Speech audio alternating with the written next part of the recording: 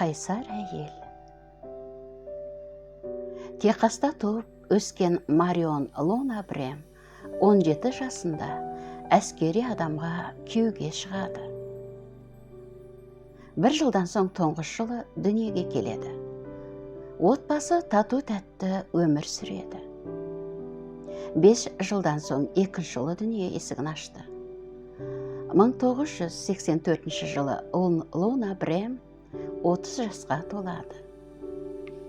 Өкініштісі, 2 жақтан онкология анықталып, ол бірнеше ота жасатады. Гинекологиялық және анарын алып тастау бойынша. Осыдан бастап химиотерапия басталады. Соның салдарынан Марион таз болып қалады. Дәрігерлер 2-3 жылдық өмір қалды деп болжам айтады. Бар қиындықты көріп тұрып, күйеуі Марионды тастап кетеді. Ұлдарының үлкені 12-де, кішісі 7-де болады. Ешқашан жұмыс істемеген жас келіншек жалғыз қалады. Оның үстіне оташын біраз қаржы мойнына қарыз болып білінеді. Үй тірлігінен асып ештеңе істеп көрмеген әйел, балаларын қалай асыраймын деп ойланады. Бір күні басы қатты ауырып, ваннадағы кафельде ұстап қалады. Ас үйден ұлдарының күлген даусын естиді. Сол сәтте миында бір нәрсе қосылады. Қайтсем де дертімнен сауығамын деп орнынан атып тұрады. Марион көлік сату жақсы табыс әкелу мүмкін екенін білетін. Автодилерлерге барып өзін ұсынады, бірақ мұндай істе ылғи ер адамдар жұмылдырылғанын көреді. 2 апта ішінде Марион 16 адамнан жоқ деген жауап алады. Стратегиясын ауыстырмаса, үміті үзілетінін сезеді. 17-ші рет жұмыс сұраудың орнына ол жұмыс берушіге: «Сенің компанияң маған мұқтаж, мен алсаң табысқа кенелесің» деп кесіп айтады. Оны жұмысқа алады.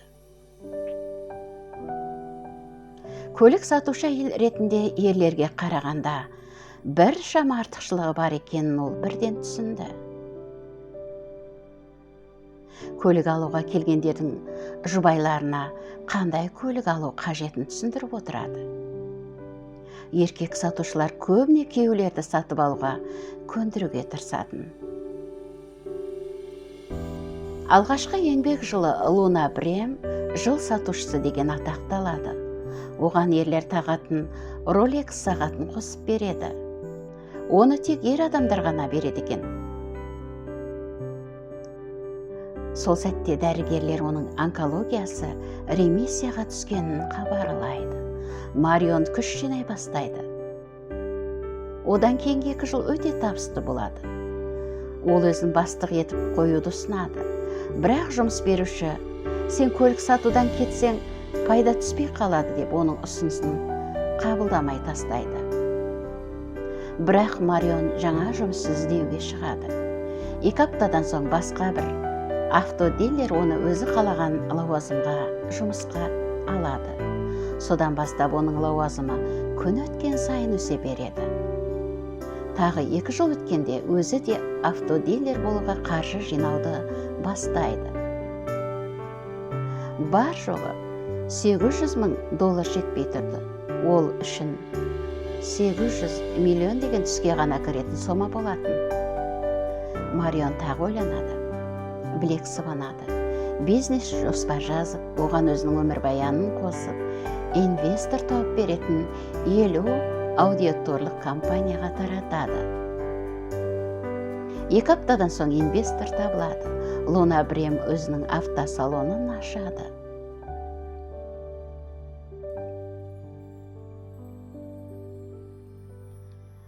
Хрослер көліктерін сатумен шұғылданады.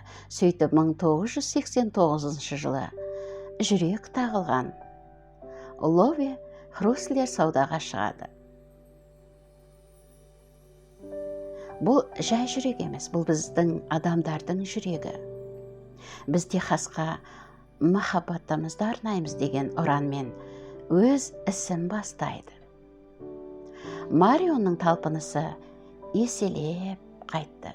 Бүгінде оның обыры жазылды. 2 автосалоны бар.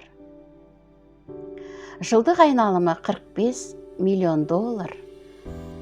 Кітап жазудан атады. 30 жасында күрделі ота жасатуы, күйеуі тастап кетуі бар. Дәрігерлер өледі деп күн санаған адам емделіп, өз ісін бастап, миллиондап табыс тапқан таңқаларлық жағдай ма? Әрине. Ол ұлдарының дауысын естіп өмірін қолға алды.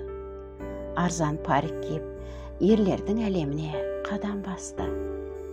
Ұлдарына бұрын соңды бере алмаған бақытты балалық шақты сыйлады. Кейде жай есік қағу аздық етеді. Кейде есікті сындырып кіру керек дейді Марио. Аударған Шынар Әбілда.